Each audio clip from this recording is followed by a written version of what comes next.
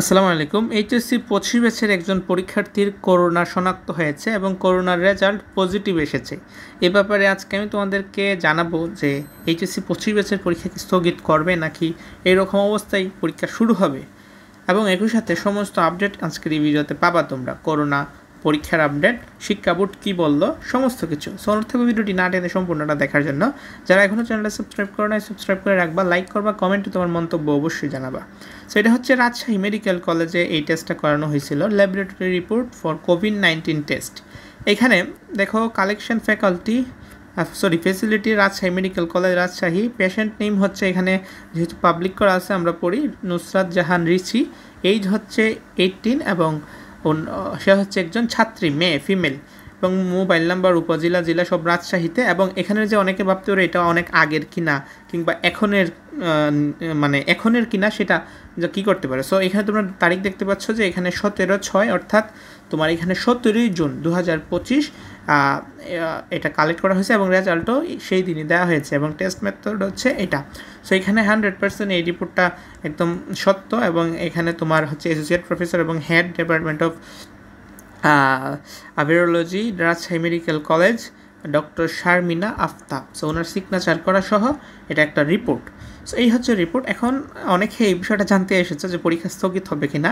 এই চ্যানেলে কোনো ধরনের ফেক নিউজ কিংবা গুজব ছড়ানো হয় না। অনেক নিউজে তোমরা দেখতে পারবা যে থাম্বনেইলে লেখা আছে যে করোনা পরীক্ষা স্থগিত হয়ে গিয়েছে। সেগুলো নিতান্তই গুজব। সো এই ধরনের গুজব এই চ্যানেল ছড়ানো হয় না, যার কারণে আমাদের এই চ্যানেলে ভিউজও কম হয়। হ্যাঁ, হয়তো গুজব টুজব ছড়াইলে ভিউজ বেশি হতো, তবে না, আমরা স্টিল জেনুইন খবরই তোমাদেরকে প্রোভাইড করব। আর এই জেনুইন খবরগুলো তোমাদেরকে বেশি বেশি করে শেয়ার করতে হবে, যেন শিক্ষার্থী, অভিভাবক, টিচার কেউ যেন দ্বিধায় না পড়ে, কেউ যেন কোনো ভুল ইনফরমেশন যেন কারোর কাছে না যায়। কারণ এই ইউটিউব, ফেসবুক, এই সোশ্যাল প্ল্যাটফর্মগুলো কিন্তু অনেক ভূমিকা পালন করে বর্তমান যুগে এসে, কিংবা বর্তমানে যদি আমি বলি। সো পরীক্ষা স্থগিত হবে কি না এই কোয়েশ্চেনের আমি এখানে লিখতেছি যে শিক্ষা বোর্ডের মতামত অনুযায়ী পরীক্ষা স্থগিত হবে কি না। উত্তর হচ্ছে যে ভাইয়া, যে না, এখন পর্যন্ত আমি যখন ভিডিওটা করছি এখন পর্যন্ত 100%ই, কোনো 99.99 না, শিক্ষা বোর্ডের মত অনুসারে 100% পরীক্ষা হবে। পরীক্ষা হবে, স্থগিত হবে না, পরীক্ষা হবে। সো শুনতেই পাচ্ছ, সো লিখালাম নাই। সো পরীক্ষা যে হবে সেটা আমরা কীভাবে বুঝতে পেরেছি ভাইয়া? সো সেটা আমরা শিক্ষা বোর্ডের বিগত নোটিশগুলো দেখলে আমরা বুঝতে পারবো। আমরা এই ওয়েবসাইটটা তোমাদেরকে একটু পরেই দেখাচ্ছি। সো না, ডিরেক্টলি দেখাই, তারপর কথাগুলো বলবো।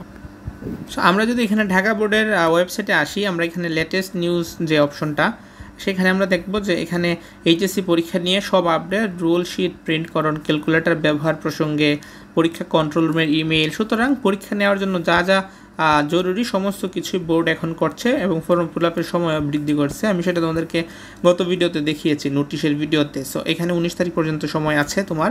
সো এখানে তুমি ফর্ম ফিল আপ করতে পারবা। আর সো এই ধরনের নোটিশগুলোর মানেটা কী বলতো? কারণ পরীক্ষা হবে, পরীক্ষা স্থগিত নিয়ে কোনো বিবৃতি প্রকাশ করার নাই। এই যে উনি হচ্ছে তোমাদের ঢাকা বোর্ডে যারা রয়েছে প্রফেসর, উনি খন্দকার এহসানুল কবির, ইনি হচ্ছেন নিউ, আগে যিনি ছিলেন উনি পদত্যাগ করেছিলেন।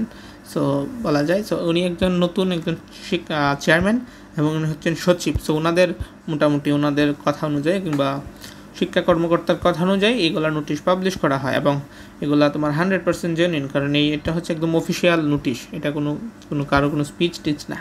তো আশা করি বিষয়টা বুঝতে পেরেছো। তোমাদের মন্তব্যটা এখানে খুবই জরুরি। এবং একই সাথে যারা পরীক্ষা পেছানোর বিপক্ষে কিংবা স্থগিতের বিপক্ষে, তাদেরকে আমি বলছি যে হয়তো এখন পিছালো না, এখন পরীক্ষা শুরু হলো, কিন্তু শুরু হওয়ার পর 1টা 2টা কিংবা 3টা পরীক্ষা দেওয়ার সময় যদি দেখা যায় যে করোনা আক্রান্তের সংখ্যা প্রচুর পরিমাণে বেড়ে গিয়েছে এবং মৃত্যু হারও বাড়ছে, সেক্ষেত্রে কি বোর্ডের কাছে অন্য কোনো ওয়ে থাকবে পরীক্ষা স্থগিত ছাড়া? তখন যদি মধ্যে অফ করে দেয় পরীক্ষা, তখন কিন্তু আরেক ঝামেলার সৃষ্টি হবে। দেন এসএসসি রেজাল্ট, সাবজেক্ট প্রিপিং, হ্যান আর অনেক বিষয়গুলো চলে আসবে। সো এই বিষয়টা মাথায় রাখা উচিত। আর আরেকটা কথা, যে এই যে টেস্ট করানো হয়েছে খুব সীমিত, এই সীমিত টেস্টে যদি এই ধরনের রেজাল্ট আসে, তোমরা আমার বিগত ভিডিওতে দেখবা যে আমি প্রতিদিন আপডেট দিয়ে থাকি কতজন করোনা আক্রান্ত হয়েছে। সো এই সীমিত টেস্টে যদি এই ধরনের অবস্থা হয়, বেশি টেস্ট করালে কী ধরনের অবস্থা হবে, কিংবা এইচএসসির সমাগম হলে পরে কী ধরনের করোনা ছড়ায় যেতে পারে, সেটা আসলে তোমরা বুঝতেই পারছো। আজকের মতো এই পর্যন্ত, ভিডিওটা লম্বা করবো না, শেয়ার করে দাও বেশি বেশি করে। আবারও বলছি, শেয়ার করো ভিডিওটা। যারা এখন পর্যন্ত দেখছো সবাইকে অসংখ্য ধন্যবাদ। আল্লাহ হাফেজ।